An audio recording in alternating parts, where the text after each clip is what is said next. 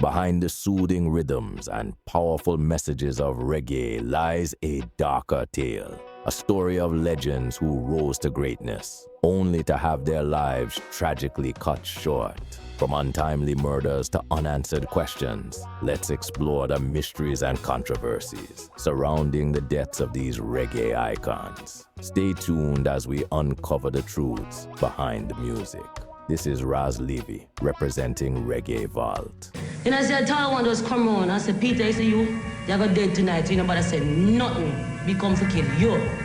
I read one come over to me and say, you're going dead tonight. So nobody say nothing. Just give me all the US dollar when they bring coming. I'm going to kill you, but give me the US dollar first. So we said to them, say, we don't have no money. We just come down, all we have is $200. US, that's all Peter had in the house. September 11, 1987 was a dark day for reggae and a shameful moment for humanity. That Friday evening, 3 gunmen on motorcycles entered Peter Tosh's residence on Plymouth Avenue in Barbican, Kingston. Tosh knew at least one of them, Dennis Lepo Loban, a man Tosh had reportedly helped in the past. The intruders were in the house for a short time before violence erupted.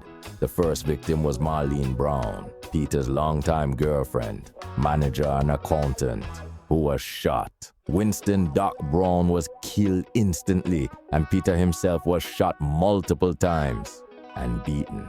He was rushed to the University of the West Indies Hospital, where he tragically succumbed to his injuries hours later. Others weren't spared either. Radio personality Jeff Free-Eye Dixon sustained gunshot wounds to the head and passed away days later. His wife Joy Dixon, Peter's drummer Carlton Santa Davis, and another friend, Michael Robinson, were also injured in the chaos. The attackers reportedly used a Magnum, an automatic weapon, and a 9mm German gun. The house was ransacked, furniture overturned, and the crime scene left covered in blood, as captured in photos published by local media. The motive behind this heinous act remains clouded in rumors. One theory suggests that Dennis Loban, who had previously served time for taking the fall for Peter in a gun possession case, was angry about the perceived promise of financial support that went unfulfilled. The other suggests that Tosh's murder was not just a robbery, but a targeted assassination due to his outspoken nature and activism. His fiery rhetoric against political corruption and social inequality had earned him both admirers and enemies.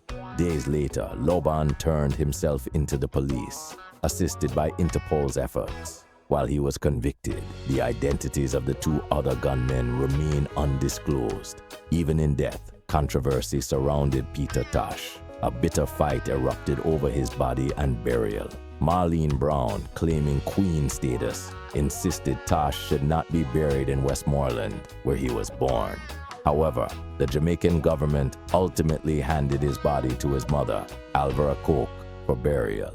Adding to the drama, 2 men came forward, claiming to be Peter's father.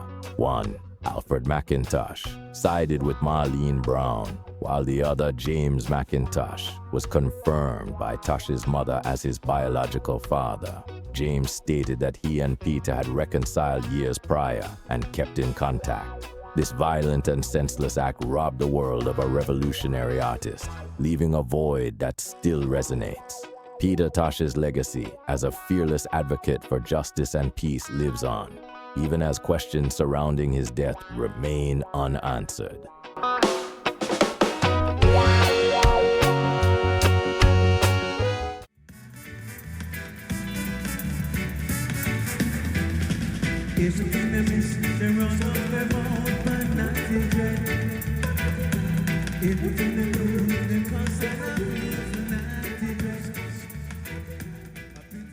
Moving from one sorrowful tale to another.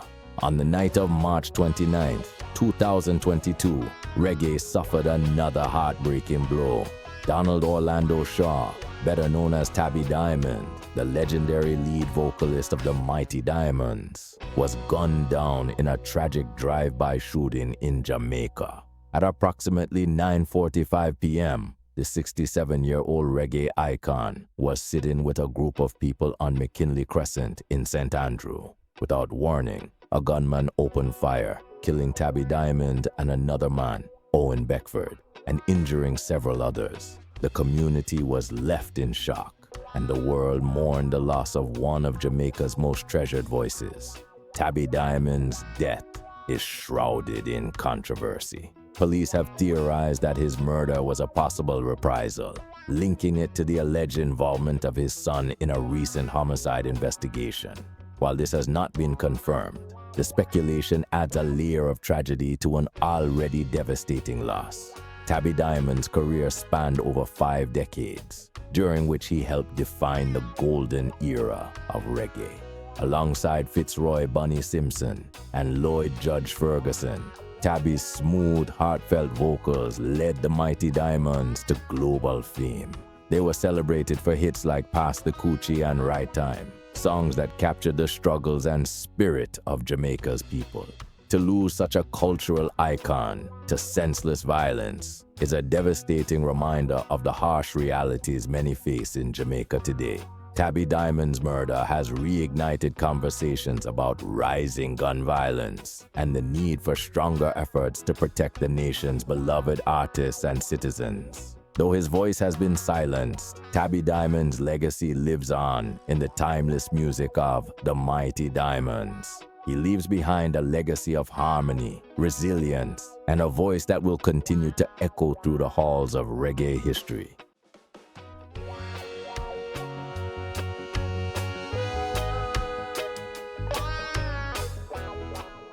Continuing this journey through reggae's darkest days, on October 18, 2007, the world lost one of Africa's greatest voices, Lucky Dube.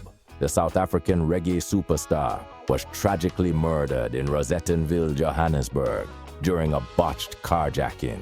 Dube had just dropped off 2 of his children when armed men approached his care. In a desperate attempt to escape, he was shot multiple times. His horrified children witnessed the horrifying scene, a memory they carry to this day. The attack sent shockwaves across the globe. Lucky Dube wasn't just a musician. He was a voice for justice, unity, and African pride.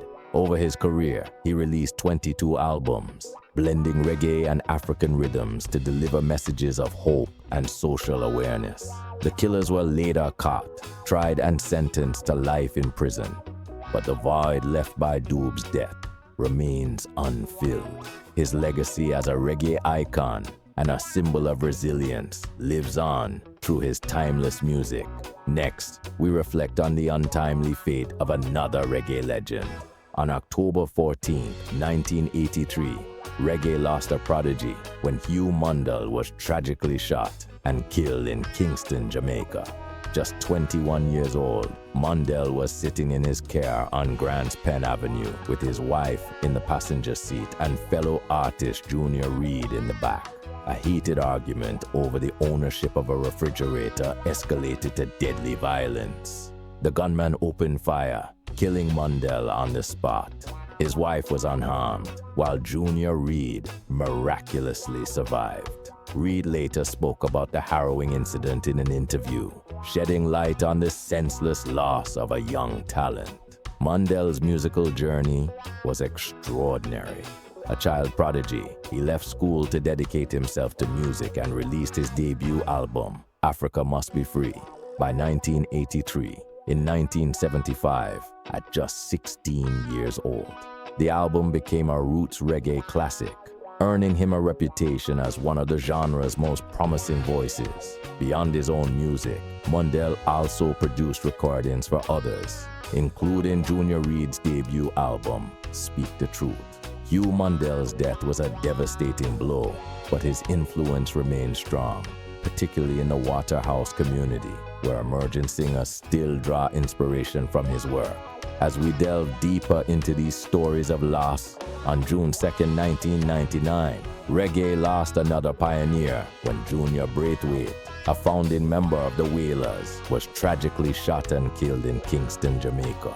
Known for his sweet falsetto, Braithwaite was part of the original lineup alongside Bob Marley, Peter Tosh, Bunny Wailer, Cherry Smith, and Beverly Kelso. He contributed to early hits like Simmer Down before leaving the group in 1964 to pursue opportunities in the United States. After returning to Jamaica in the 1980s, Braithwaite hoped to reignite his music career, but fate had other plans. Police reports revealed he wasn't the intended target of the shooting. Instead, gunmen were after his friend, musician Lawrence Scott, known as Shaka. Braithwaite happened to be in the wrong place at the wrong time, becoming an innocent victim of a senseless act of violence. His death fueled speculation about a dark cloud of tragedy hanging over the Wailers. Many pointed to a series of devastating events, including the 1976 assassination attempt on Bob and Rita Marley, and the murders of other band members like Peter Tosh and Carlton Barrett. Though Junior Braithwaite's time with the Wailers was brief, his contribution to reggae's foundation is undeniable. His voice helped shape the group's early sound, and his untimely death serves as another somber chapter in the history of the Wailers. That is it, people. The sad stories of reggae legends whose lives were tragically cut short. From Peter Tosh to Junior Braithwaite, their journeys remind us of the immense talent and the harsh realities they faced. But this is just the beginning. Stay tuned for part 2, where we dive deeper into the mysteries and controversies surrounding more reggae icons. This is Ras Levy, shining a light on reggae's rich history and untold truths. Don't forget to like, comment, and subscribe to keep the legacy alive. Until next time, I sign out. One love.